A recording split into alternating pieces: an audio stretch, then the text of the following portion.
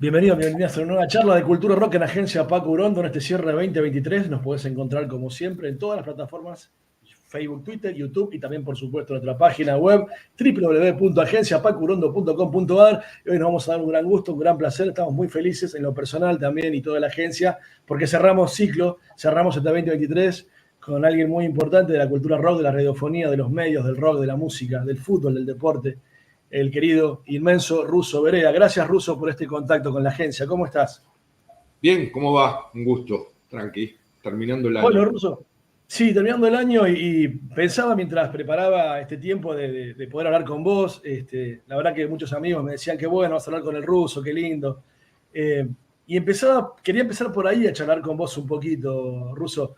¿Cómo te llevas con el tiempo? Porque así como yo, somos muchos, son muchas los que en vos siguen encontrando la referencia, siguen encontrando a alguien la palabra, cuando a veces por ahí hay algún cuestionamiento, tanto en el fútbol o un gran hecho, el Mundial, por ejemplo, pasado, que ganó nuestra selección, o en el rock mismo, siempre estamos esperando la palabra del Russo. ¿Cómo te llevas con eso a través de los años, con ser un referente, con ser un oráculo, con ser alguien que es muy consultado y muy esperado por sus palabras, Russo? Eh, no me llevo tan bien porque voy desapareciendo cada vez más. O sea, te soy sincero, yo te agradezco y nada, me pone en un lugar que hasta me incomoda. eh, lo de oráculo y todo esto que vos acabas de decir, y sé que tiene que ver con una presentación y un poco el introito a lo que vamos a hacer, que es una charla, pero es muy complicado en estos tiempos porque si bien yo creo que siempre hay que ser muy respetuoso de las palabras, hoy más que nunca. Es muy complicado en estos tiempos porque no solo aún siendo respetuoso de las palabras, pueden ser irrespetuosos con vos en las ediciones. Claro. Y atrás de las ediciones pueden ser irrespetuosos con vos hasta en el medio del juego en donde hoy nos comunicamos de infinitas maneras. Instagram, TikTok y así podría seguir, ¿no? Entonces, todo puede ser sacado de contexto. Ahora, si lo pensás todo así, no hablas más. Claro. Y en ese juego perverso no han ganado, pero sí creo que nos exige a cada uno de nosotros a manejar el cuidado que hay que manejar, a tener la firmeza que hay que tener, la contundencia, pero fundamentalmente a defender el contexto. Porque si no todo es posible, es dicepoliano, en el mismo lodo todos manoseados, y además algo mucho más perverso, como gran parte de los medios se convirtieron en cuarteles, y cada uno juega su guerra asumiendo su rol de soldadito, también puede ser usado en eso. Entonces, es un momento, te diría que precioso para mirar, precioso para pensar, para ver cómo te acomodas en todo esto, pero a la vez es un momento muy, muy, muy duro, muy duro. Te decía esto también porque, bueno, como te hablaba esto de las referencias, viste que ser referente creo que no se elige. Vos también has sido referente en un vestuario de fútbol, por ejemplo, ¿no? Cuando había que ir a negociar un contrato o algo, un premio tal vez para el grupo, para el equipo. Pero también tuviste que negociar muchas veces en los medios, me imagino. Y haciendo este cruce del fútbol y la música que nos gusta hacer siempre, Ruso, ¿es lo mismo? ¿Es más difícil una cosa que la otra? ¿Qué es lo que más complicado es? ¿Negociar en una productora o negociar en un club de fútbol? Negociar en un club de fútbol es otra cosa, primero porque formás parte de un grupo, y si bien en la radio vos también podés formar parte de un grupo, y todos salen al aire y todos ayudan al todo final, la realidad es que en un equipo de fútbol, aún siendo un grupo, en ese grupo hay quienes destacan, los que destacan con fuerte personalidad, se manejan de una manera muy diferente a los que destacan desde las habilidades y de lo que provocan adentro de un campo de juego y quizás hasta lo que provocan en las idolatrías. No todos tienen las mismas personalidades, por ende muchas veces también son usados. Hoy todo eso está allanado por el lado del representante, del empresario, de quienes manejan lo que antes manejábamos nosotros. O sea, vos calculás que yo un día me tuve que, con 20 años, 21 años, sentarme frente a Río Sebane. O Claro, sea, claro. un tipo que manejaba la avenida Rivadavia desde donde empezaba hasta el final con los bares. Un negociador nato, una persona que era capaz de cambiar un avión en el aire. Entonces, con esos tipos vos tenías que negociar dinero. Es muy diferente a cómo se puede manejar hoy, en otros contextos, con otro fútbol, con otro profesionalismo. Entonces, con las productoras a mí me tocó algo bastante fácil por un lado y difícil de explicar hoy, porque, por ejemplo, yo llego a Rock and Pop y es Rock and Pop. ¿Por qué? Porque yo era el que le vendía discos. Y un día me sentaron Quique Prosen y Alisa de Adrián, que era la gerente administrativa, y me dijeron, mirá, pasa esto, tenemos esto y pensamos que vos podrías hacer esto. ¿Qué onda? Y ahí lo que negocié, desde la nada misma, porque yo no tenía ninguna experiencia radial, era tratar de salvar mi integridad musical, porque yo tenía los discos, por eso también me convocaban. Y después cuando creció, ya había algo que era muy difícil para ellos y mucho más fácil para mí. No podían cambiar a la personaje que se había convertido el del heavy rock and pop. De ahí en más, no sé, me llama La Nata, Rompecabezas. De ahí en más me llaman para ser parte de El Pelotazo, con Menotti, con Diego Bonadeo. Todo eso es parte de algo que lo que vos tenés que cuidar en ese lugar es ese mundo en el cual un día te apareces sentado en un lugar donde decís, ¿qué hago yo acá? O por creer que un nuevo contrato te pone en un lugar de privilegio de vida, terminás siendo parte de algo que no tenés ganas de ser parte. Yo he exagerado, lo asumo hoy a mis 66, casi 67 años, he exagerado en algunos pensamientos y he exagerado en algunas decisiones. Me he ido apresuradamente de algunos lados, pero por el otro lado busqué tratar de cómo sentirme cómodo. Es incómodo hacer esto, claro, aunque parezca un juego de palabras, pero también te permite tener cierta tranquilidad. Y desde la tranquilidad también jugar con un esquema de opinión más libre. Esto es sincero. Mencionaste a la Heavy, bueno, tu criatura tal vez, ¿no? Digo, por el cual todos te conocimos, el gran público al menos, nos íbamos a dormir con la radio bajo la almohada. Como hacías vos, tal vez escuchando Será Solo, pienso yo, ¿no? En aquel tiempo cuando era más pibe. Y desde entrada, Russo, pateaste el tablero. También como lo has hecho siempre a lo largo de tu vida, esto de la coherencia que decíamos recién, porque uno recuerda, por ejemplo, que un programa que se llamaba Heavy Rock and Pop, empezás con Rod Stewart y un blues, ¿no? Digo, también como ser blues, curador, ¿no? El primer como blues que ser puse a la 1 de la mañana era el rock de lujo, del álbum True y Becola de Jeff Beck, en donde Ron Wood tocaba el bajo, Jeff Beck la guitarra, Nicky Hopkins el piano, Kenny Jones la batería, y cantaba Rod Stewart el blues de lujo. A ver, los primeros 3 días no puse Metallica. Claro. Yo busqué un poco raspar también en eso. Empecé a armar historias de vidas heavy y puse Lou Reed. Bueno, el tiempo después no es que me dio la razón. Yo siempre digo que los músicos ayudan a que te confundas lo menos posible. Si vos tenés ganas de hacerlo y no entrás solo en el fanatismo. El músico, cuando muestra para que no solo lo interpretes a él, sino para que vos también incorpores. ¿Por qué digo esto? Porque mucho tiempo después, Metallica termina haciendo un álbum doble con Lou Reed. Entonces, y esto no estaba pensado en los 90 y yo lo sabía y por eso puse a Lou Reed en un especial en vez de Metallica. Pasa que tiene que ver con eso, no había una vida más heavy, no había una vida sola, pero esa era una vida heavy, la de Lou Reed. ¿No? El tipo que escribió Caminando por el lado salvaje. No solo por la escritura de ese tema, por el estilo, sabíamos de esa vida, de ese New York y de todos esos lugares donde se movían.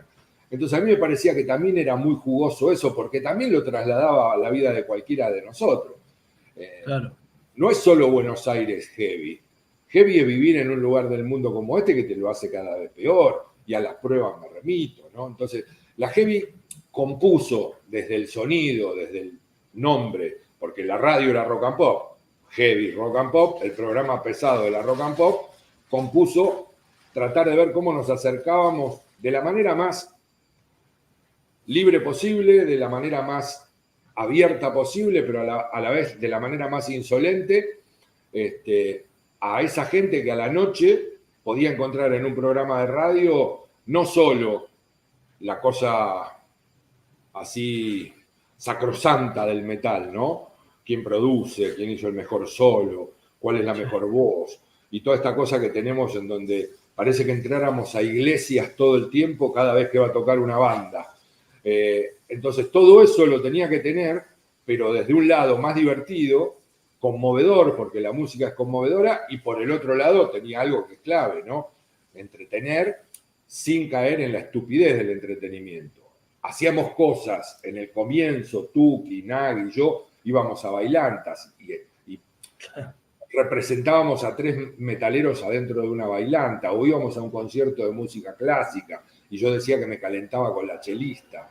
Entonces, todo ese tipo de cosas que eran pequeñas pavadas que salían de la nada, y desde media hora antes de salir al aire nos mirábamos y decíamos, bueno, ¿hoy dónde vamos? ¿Hoy qué hacemos? Al lado nuestro estaba Radio Buenos Aires, y Radio Buenos Aires tenía, el parlante difusor más grande de todo lo que era la cumbia, de todo lo que era la cosa más, no sé, Adrián y los Dados Negros, Ricky Maravilla, todo eso lo tenía Radio Buenos Aires a morir a la noche. Entonces un día, ante la alternativa de una bailanta, agarramos uno de los musicalizadores y le dijimos, manotea los 10, 20 discos más importantes que tenga y traelos, y el chabón nos miraba y decía, ¿en serio van a hacer esto? Sí, porque nos vamos a meter adentro de una bailanta, somos 3, y le contábamos la historia, y explotábamos todo en el estudio porque nos cagábamos de risa, pero también provocábamos del otro lado que gente lo entendiese, y había otro que nos reputeaba, como me putearon a mí la primera vez que puse Sepultura, porque los heavies más tradicionales no aceptaban ese sonido, y mucho menos el estilo de cantar de Max Cavalera. Entonces todo eso es parte de algo que se dio. Son los momentos, siempre es el contexto, el tiempo. No puedo dejar pasar, para terminar, de comentar que viene el álbum de Metallica, El Negro, 90. Claro. O sea, y eso también eso abre un mundo completamente distinto. Ahora, en el medio del álbum de Metallica, al poco tiempo, Megadeth pega un álbum que te mata. Entonces ya era una cosa muy diferente. Y la Heavy se convirtió en una gran compañía que ayudó a que mucha gente que nunca en su vida hubiera pensado que iba a escuchar esa música, ¿verdad?, la escuchase y se transformase en oyente, no solo de programa de radio, sino de música a la cual no hubiera llegado. Y a mí me parece que ese es el gol. Claro, en esa espontaneidad, digo, ¿no? En esa naturalidad con la cual encaraban los programas que contaba recién Russo, bueno, está también el germen, el origen. Un día se encuentran 45 minutos antes de salir al aire con Nagui, vos, tu famosa frase célebre, excitación y bardo hasta las 3 de la mañana, y ahí comienza todo. Todo que también incluye, por ejemplo, que Ramones explote en Argentina gracias a la Heavy, Russo. Sí, eso es algo que también nos honra y que a mí me pone en un tono de orgullo muy grande. Yo estuve el primer show de los Ramones en Obras. Un Obras, o sea, te puedo asegurar que en ese Obras la cosa se cortaba desde el lugar más filoso. Ese día lo corrieron a Fito Páez, ese día a Charlie no se le hicieron pasar fácil, ese día vos llegabas a Obras y veías llegar gente que decías, epa, ¿dónde viven estos monos?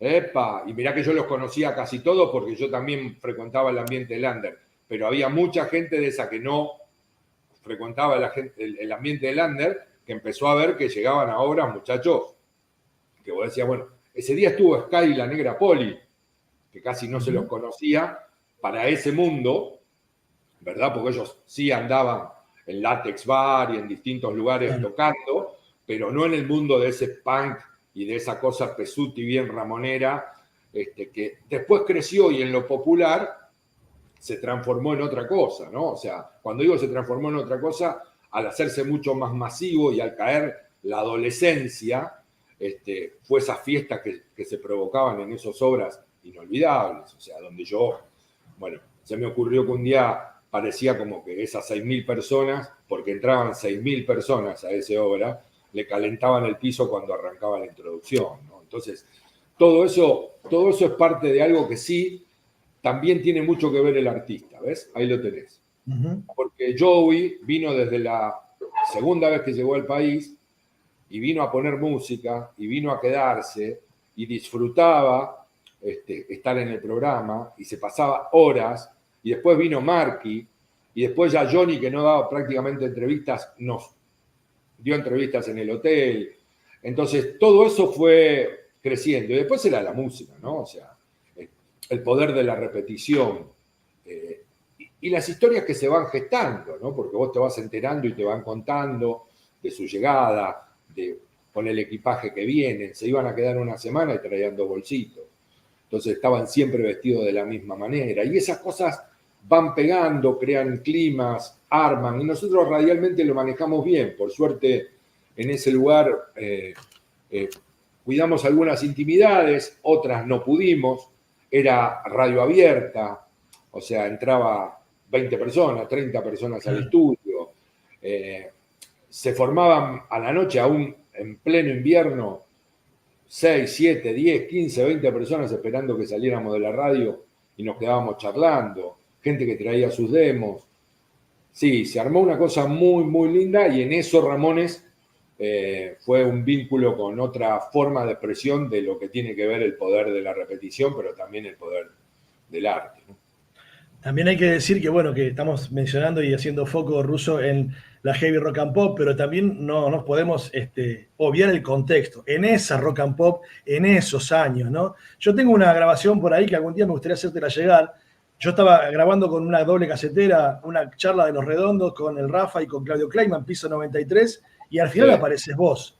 Entra el Ruso Berea, domingo. Digo, y también pasaban esas cosas, ¿no? El Ruso Berea dejando un poquito de lugar para terminar la nota con Los Redondos, pero te sumaste a la mesa. Digo, también era esa la rock and pop de aquel entonces, donde también estaba la heavy. El Rafa tenía un gran trato con ellos y habían pasado por rock and pop ese domingo. Yo llegué para hacer el programa y el Rafa me invitó a que pasara. Ahí me crucé con el Indio, me di cuenta que el Indio fumaba lo que yo fumaba en aquel momento, que era Go Leaf. O sea, fumábamos los mismos cigarrillos rubios. Y el Indio, hay un momento en el final de la charla donde dice que también él respetaba mucho la movida del heavy metal o del heavy, lo dice de esa manera. Bueno, después de anecdotarios hay muchas, o sea, bueno, ir a ver a Los Redondos al Parque Sarmiento y ir con algunos otros conductores de la radio y tratar de ver cómo la pasabas entre medio de esa multitud que no era muy afecta, o sos nuestro o no sos de nadie. Entonces, siempre esa rivalidad. Claro, claro. Fueron épocas donde creo que ayudó mucho también. El programa abrió el juego, ¿viste? Cuando abrió el juego fue positivo, nunca fue negativo. Por ejemplo, el hardcore Buenos Aires tuvo un crecimiento de un desarrollo muy fuerte con el heavy rock and pop. Apoyamos mucho esa movida. Y venían los bluseros, y cuando venían los bluseros se daban unos marcos y unos climas en donde después empezaban a caer mensajes que eran maravillosos, porque el mismo pibe que aún cerrado en la cosa metalera, escuchaba hablar a esas voces viejas, esas vidas, y después a esos sonidos, y viste, todo termina confluyendo en que un día viene Mustaine y dice, bueno, todo esto empezó con Robert Johnson.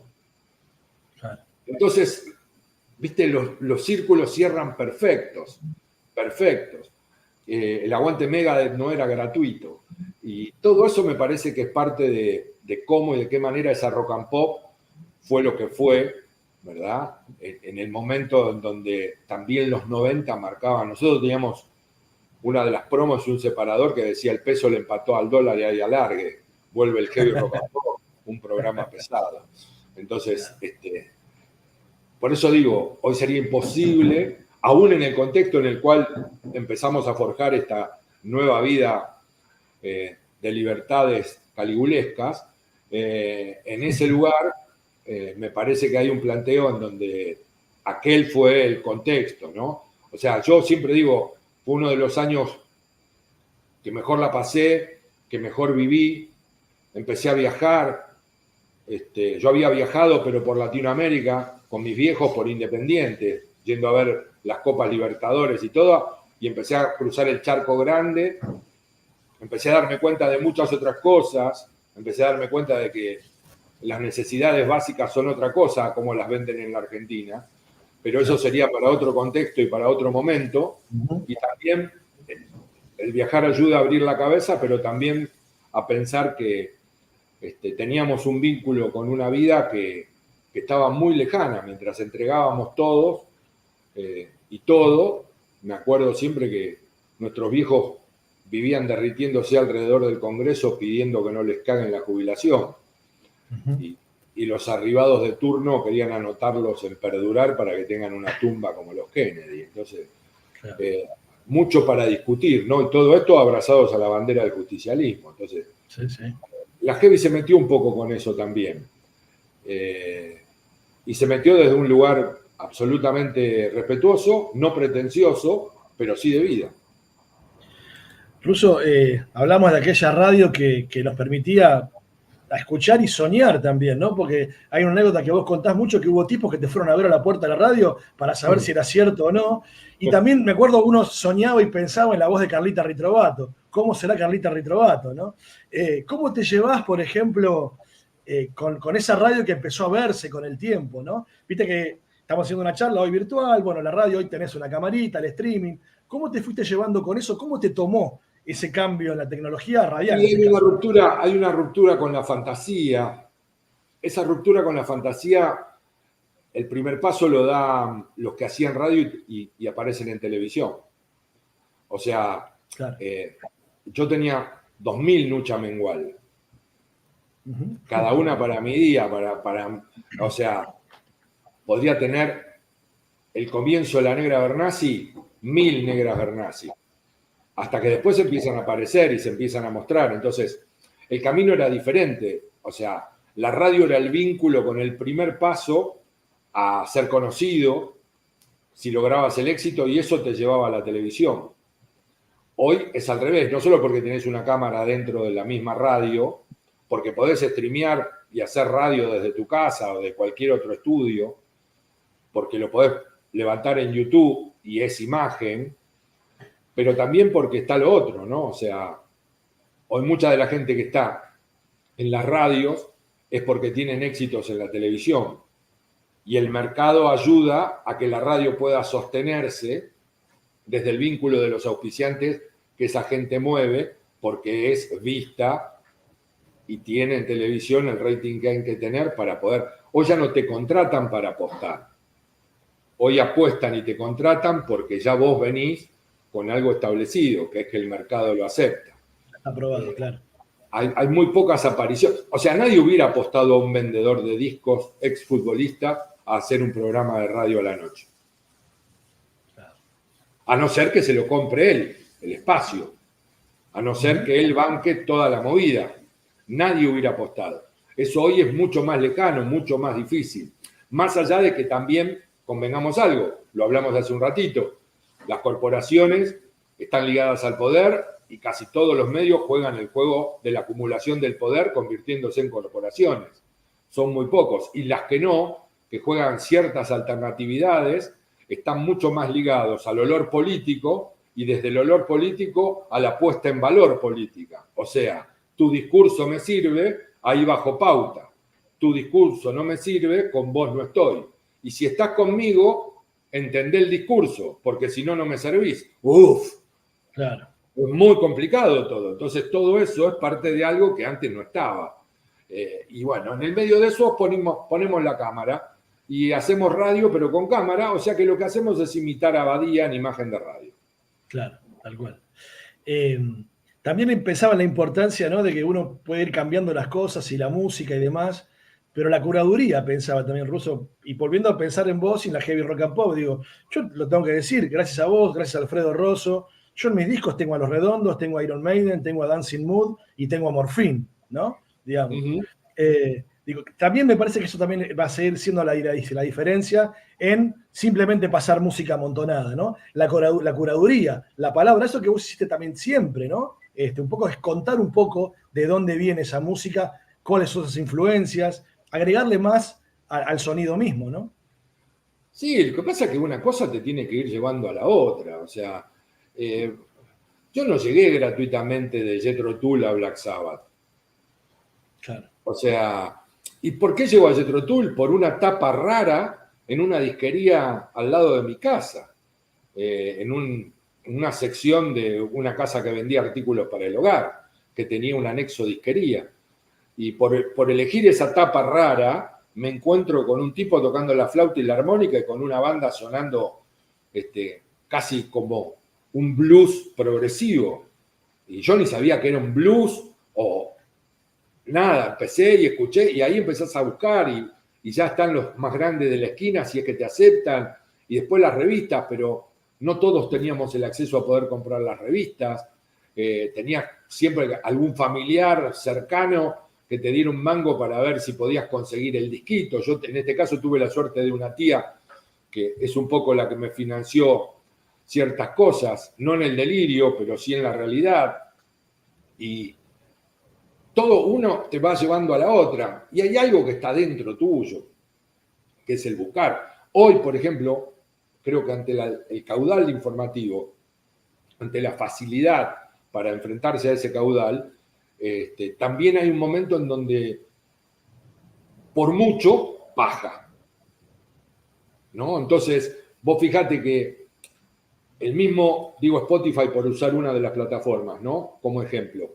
El mismo Spotify, si yo pongo un tema, rápidamente me asocia al lado o canciones o bandas que puedan gustarme o a las que me puedo llegar a acercar por lo que estoy eligiendo.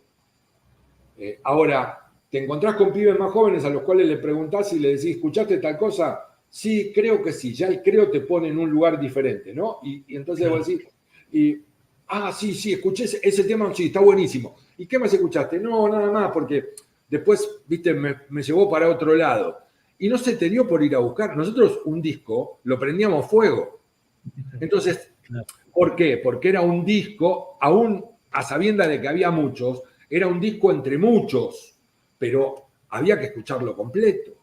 Hoy no. Toda esa cosa, porque es abrumadora, te digo, Si salís a buscar, si salís a bucear, es abrumador la cantidad de cosas que aparecen, de bandas, de distintos temas, de rarezas, de en vivos, de covers. Es tremendo, tremendo. Pero por el otro lado también hay una paja descomunal porque de última apriete un botón y está. Claro. ¿No? Que eso es un poco también, ¿no? La generación de algodón crió a la generación de cristal. Y ya sería otra profundidad para charlarlo, pero nosotros la búsqueda era algo clave. O sea, y después la juntada, escuchar. No, o sea, no era aislado el que viejo teléfono, se marcaba con aro, conseguí el de Argent, Thunder and Lightning, no sé, digo cualquiera. Vamos a escucharlo, a la casa de la oveja a escucharlo. Claro. Entonces, todo ese tipo de cosas, ¿no? Nuevo disco de Uriah Heep, Guido, que viajaba porque laburaba en Viasa, que era una empresa venezolana de aviación, y entonces cuando le tocaba viajar al país del norte, como dijeran los noticieros, traía algún que otro disco. Bueno, volando un sábado y nos pasábamos todo el sábado escuchando los 3 discos que traía. Eso era parte de algo que hoy lo tenés arriba de un colectivo. Hablabas de radio. Mirá qué loco. Vos haces un programa a las 0 horas, lo imaginás nocturno, lo pensás nocturnamente, lo producís nocturnamente. Y por ahí ese programa no lo escuchan a esa hora. Lo bajan de la plataforma, lo meten en su celular y lo escuchan a las 9 de la mañana esquivando que le toquen el culo en un colectivo. Claro. No tiene nada que ver a lo que para nosotros era tirarnos en la cama, prender la radio y que apareciera Serazuelo y te diga el tren fantasma. Claro. Más, la desgracia de que no estén grabados, porque hoy, si el tren fantasma estuviese grabado y habría una plataforma que los replique, me los bajo todos, claro, y me los vuelvo a escuchar, pero no como un hecho solo nostálgico, sino como una realidad de lo que siento que me pasa cuando prendo una radio y quiero escuchar. Bueno, Hugo Guerrero Martínez pasando completo Atom Her Mother, por ejemplo, no de Pink Floyd. Olvidad. El show del minuto. las tardes tirado en el fondo de mi casa, escuchando el show del minuto, tomando sol o haciendo cualquier otra cosa, son inolvidables. Los planteos, las preguntas, las respuestas de Hugo Guerrero Martínez al público. O sea, cosas que para esa época, porque también hay que ponerlas en contexto, hoy hay un juego entre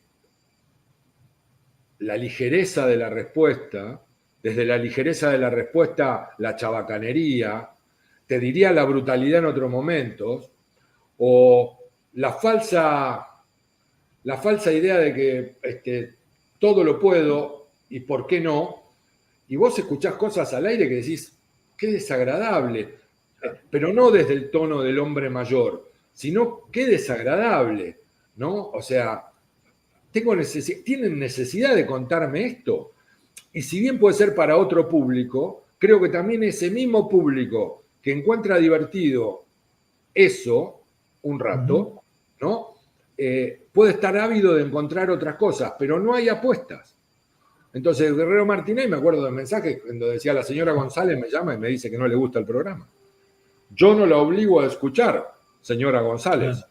¿Me entendés? O sea, yo no la obligo a que usted prenda el show del minuto. Señora González, puede cambiar el dial. Entonces, todo ese tipo de situaciones, decías, pucha, mirá, el tipo le dijo que cambie la radio. O sea, no me escuché más. Bueno, eso era maravilloso, maravilloso. Bueno, a vos te pasó, Russo, a vos te pasó en la Jeri que un tipo te llamara para decirte, Russo, me quiero pegar un tiro. ¿No? Sí. ¿Cómo se actúa ahí? ¿Qué hiciste ahí? ¿Cómo lo resolviste? Porque, nada, te lo estaba diciendo a vos por algo también, ¿no? Bueno, te digo algo. Terminé trabajando con Miriam y con Claudia, que eran psicólogas, y atendían los teléfonos más allá de ayudarme en la producción. Claro. Y atendían los teléfonos porque había un montón de gente que en serio llamaba y ofertaba problemas, problemas importantes. Y ese vínculo es algo que tenés que tener no solo mucho cuidado, sino tenés que estar preparado. Y yo no estaba preparado para eso. Mirá, me acuerdo de un mensaje de una nena de 15 años, Iru McKagan, por Duff McKagan, ¿no? Y me manda un mensaje y me dice, estoy durmiendo arriba de un auto sola a la noche y no sé qué más puedo esperar de la vida. Y un día apareció en la puerta de la radio. Y cometí el error, cuando digo de vincularme, es de qué te pasa, buscar, tratar de donde no es que no le dé bola, sino que hay cosas que no son para vos. Vos sos un conductor de radio. Yo era un tipo que tenía un vínculo con la vida desde otro lugar. Tuve la suerte de que todo esto salió bárbaro. Terminé yendo a conocer a su hija, conocí a su pareja, todo fenómeno, mucho tiempo después. Oyente, acomodó su vida. ¿Y si sale mal? Claro. Y si sale mal, entonces, hoy creo que hay otro tipo de manera de acercarse al medio, porque también los medios son otros. Y hay una distancia muy diferente en la comunicación, porque el comunicador juega otro juego, tiene otro rol, ¿no? Y ahí es donde ya no está lo mismo. La noche va a un plano de intimidad distinto, la noche lleva a otro lugar, se acomodan otros tiempos, la radio deja de ser un ruido, es realmente una compañía. Claro. Todas esas cosas tenían que ver. Y entre los 90 y este 23, casi 24, hay 30 y pico de años que pasaron muchas cosas, ¿no? Hubo muchos cambios de vida. Te hago las últimas, Russo, agradecerte mucho por este rato. Bueno, te quería preguntar también, hablamos un ratito también de los cruces generacionales, las nuevas músicas, cómo una cosa te puede llevar a la otra. ¿Qué te pasa cuando ves a un artista como vos, de música urbana, que va a grabar con el Indio Solari, que invitó a grabar a Ricardo Mollo, Trueno, que se subió al escenario con Gorillaz, con Damon Albarn? ¿Qué te pasa con eso? Con la música urbana, con estos pibes que están proponiendo otra cosa y el rock nuestro, ese viejo y querido rock. Bueno, siempre pensé lo mismo, ¿no? De la misma manera que un pibe joven que en un entrenamiento la empieza a romper y muestra su insolencia, termina nutriendo, agregando y sirviendo para la composición de un plantel y desde ese lugar quizás hasta para la obtención de un campeonato, las viejas aves van a necesitar siempre la sangre de las nuevas aves. Claro. Claro. Y esto es un poco en donde el arte es el que vincula. Y en ese vincular del arte va a quedar, en ese tamiz inevitable, lo mejor. Y en ese tamiz inevitable se juntarán para hacer cosas que algunas saldrán y serán maravillosas y otras quedarán como una juntada artística que quizás no provocó lo que se esperaba o no fue lo que tenía que ser. Pero pasó siempre. O sea, yo recuerdo a los rockeros glamorosos volviéndose locos porque Aerosmith estaba con Run DMC, ¿verdad? Ni te cuento del gueto de los rappers, mirando a los Run DMC ya desconfiadamente porque se unieron a estos blanquitos de Boston que cruzan pañuelos colgando del micrófono y que se visten glamorosamente cuando nosotros cantamos cosas de la calle, cantamos nuestro dolor, cantamos la perversión a la cual somos sometidos, y estos te cantan Dream On. Sin embargo, esa fusión fue tremenda y hubo infinitas. Y Buddy Count haciendo un tema no solo de Jimi Hendrix, sino otro tipo de situaciones, sino solo cantando Cop Killer. Y así podría darte infinitas uniones y fusiones. Es el arte. Y en ese lugar yo respeto esa cuestión del arte. Después hay cosas que me gustan más y hay cosas que no me gustan, ¿verdad? Después los sonidos, ahí ya me tendría que vincular con algo un poco más, uso la palabra profundo otra vez porque me parece que es la válida. Yo creo que antes o llegabas a la escuela de arte o salías de una escuela de arte. Hoy ya eso no es tan necesario. Antes o tenías una buena voz o te iba a costar mucho instalarte como cantante. O tocabas bien o iba a ser difícil. El punk rock rompe la idea del tocar muy bien lo excelso, pero tenía voces y tenía gritos que para esas épocas eran fundamentales, claves, y fue un sopapo más que interesante. El grunge fue otro sopapo entre los 70 y pico y los 80, 90, ¿verdad? Siempre hay quienes están. Hoy, cuando yo veo trap o otras cosas, pienso en los viejos payadores, con otro estilo, las riñas de gallo, a otra manera, con otras vivencias. Ahora, el que empuñaba la viola, cuando tocaba te partía. Hoy apretás un botón y la máquina te lo resuelve. El que cantaba tenía una voz que hacía que tuviera la influencia que necesitaba tener, el peso de la palabra de lo que decía, en esa manera de payar o de recitar o de decir. Hoy una otra máquina te puede acomodar y hasta te puede entonar y hasta te puede poner en tono y en tiempo con la máquina que te dispara la música. Pero son los tiempos que corren, son los tiempos en donde los hijos de mis amigos dicen tengo paja, los hijos de mis amigos dicen no da, los hijos de mis amigos te dicen no, ni voy, no, si no me das el auto no salgo. O sea, entendamos en qué contexto lo digo y de qué manera lo digo. Sí, claramente. No todo el mundo tiene un padre con un auto, pero me refiero a ese grado de confort, de comodidad, a ese grado de una búsqueda que deja de ser búsqueda porque está todo facilitado. Entonces, son los tiempos que van. Y después, creo que me cabe perfectamente la idea de las viejas aves necesitan la sangre de las nuevas aves. Te hago la última, agradecerte mucho de verdad, Russo, por este rato, un placer y un gusto enorme para mí. Bueno, estamos en el receso estival del fútbol local, del fútbol doméstico. El último campeón fue Rosario Central y la final la jugaron dos equipos de los no denominados grandes, más allá de que Central es un equipo también inmenso en su ciudad, en Rosario. Central por un lado, Platense por el otro. Algo se rompió. ¿Cómo viste esa llegada a la final de dos equipos pequeños por sobre las potencias? El fútbol es algo maravilloso y por eso sigue provocando lo que provoca. en un marco de credibilidad cada vez menor. ¿Y por qué provoca lo que provoca? Porque puede dar esto. De la manera en la cual está encuadrado desde, primero, cómo se mueve el reglamento. Un reglamento que permite que un equipo pueda volver para atrás 500 veces y no haya castigo. Cuando digo esto es el reglamento del fútbol, pero el básquet cruzaste la mitad de la cancha, no puedes volver para atrás. Tenés 10 segundos para cruzar la mitad de la cancha y ponerte en situación de tiro, y tenés 14 segundos más para tirar. Y cuando tirás la dividís. O entra o está en juego de vuelta para que la pueda tener el otro, que tiene otra vez 10 segundos para cruzar la mitad. El vóley son 3 toques y punto. Y así podría seguir sumando. En el rugby, ¿verdad? Si la cosa se pone muy pesada y es para atrás y no crecemos, una patada puede ponernos en campo rival, pero tenemos que ir a dividir la pelota otra vez. O sea, hay obligaciones que el fútbol no tiene.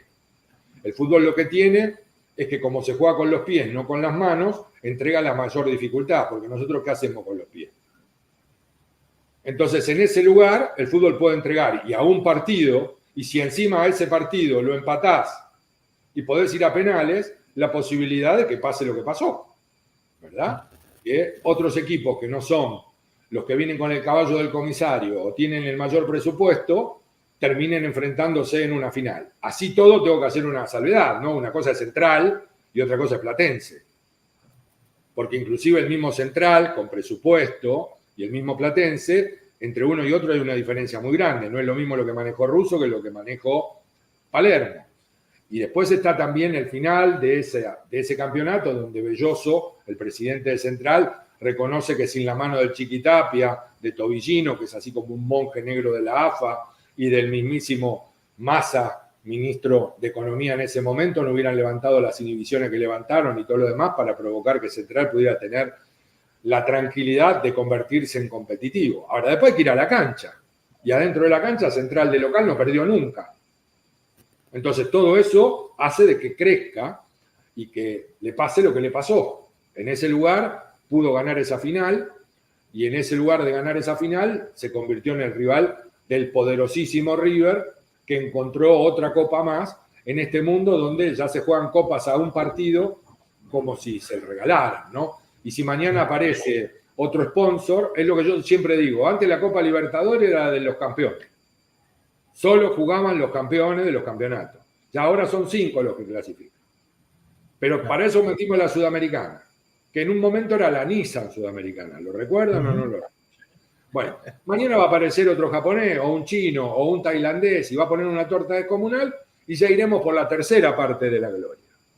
Y harán la copa, no sé qué.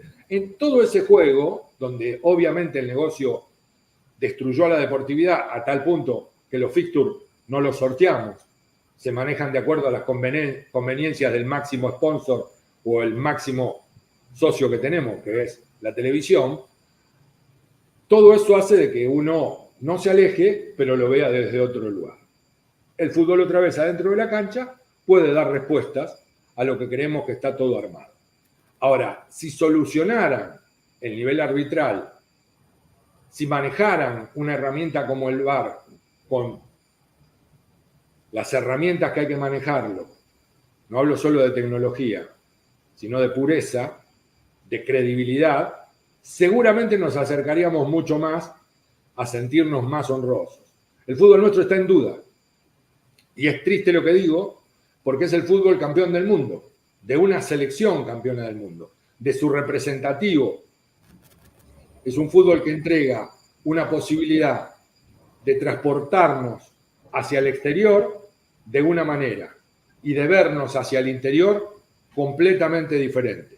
Porque lo que no toleraríamos de los poderosos en la competencia internacional es lo que aceptamos todos los fines de semana en nuestro juego interno. Si es a favor, nos hacemos lo boludo y recordamos las cientos de veces que nos cagaron. Y si es en contra, seguimos diciendo que fútbol de mierda, nuestros dirigentes no tienen peso y en esto ya no se puede creer. Si el hincha no acomoda esa histeria con su realidad, vamos a seguir viendo lo que vemos. ¿Y ves un peligro mayor en esta posibilidad ahora desde el gobierno nacional actual de que las sociedades anónimas dejen de ser para ser clubes privados? Sin ninguna duda, el mayor peligro que veo es en qué lugar el hincha va a salir a defender la realidad del club aún en el no éxito. Porque lo que se vendió es el éxito. Entonces, primero hagámonos cargo que nosotros consumimos que el que no gana no existe. Y lo llevamos al paroxismo. Condenamos a Messi 15 a 17 años hasta le gritamos sacame campeón. Condenamos a la idea de si tenía el pecho frío o no hasta que no fuese campeón del mundo. Eso es el éxito. Entonces, atrás de ese éxito, ¿vos qué querés de tu club? Que siga siendo el club que te honró, que te formó, en el cual nadaste, competiste, fuiste, te llevaron por primera vez a la cancha, te hicieron socio, y tanto que le defendemos cuando enarbolamos las banderas de los clubes como entidades civiles sin fines de lucro y que contienen a la sociedad, o querés que salga campeón. Porque atrás de que querés que salga campeón ya permitiste que infinidad de dirigentes de todos los clubes lo endeuden en lugares en donde el club no podría estar endeudado, porque es una sociedad sin fin de lucro. Permitiste de que los clubes hasta jueguen con quiebras.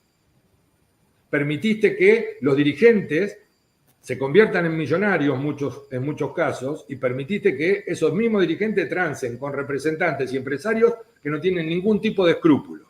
Entonces, primero pregúntate eso.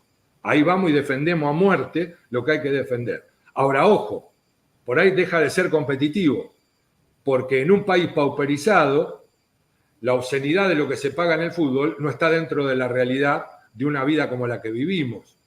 Pero para poder competir tenés que ser obsceno, porque si no los jugadores se van, porque esto es un negocio y es profesionalismo.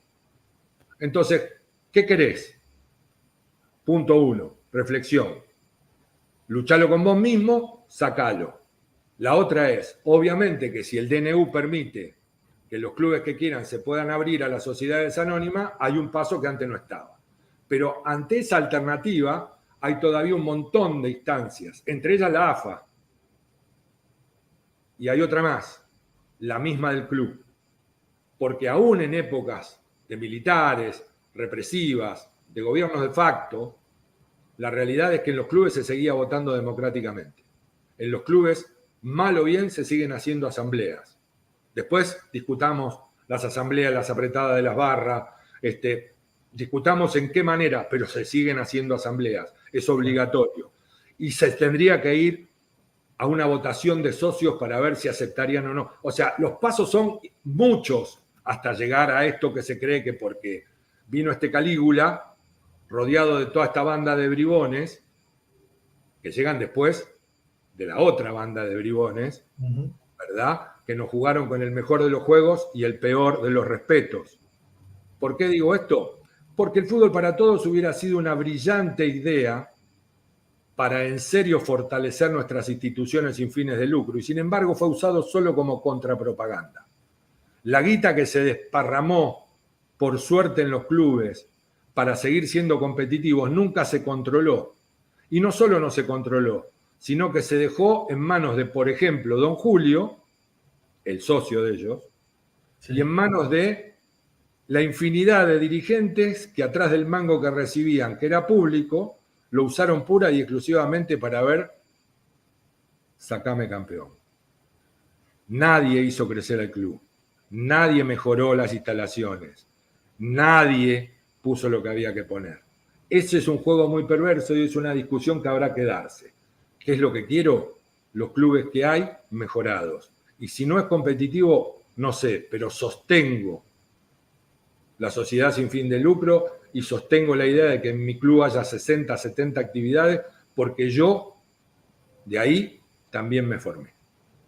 Norberto Russo Berea, fuimos muy felices de tenerte en este cierre de temporada de Agencia Paco Urondo de Cultura Rock. Muchísimas gracias por tu tiempo, de verdad. Dale, pásenla bien. Abrazo Chau. grande. Buena vida. Abrazo. Chau, chau.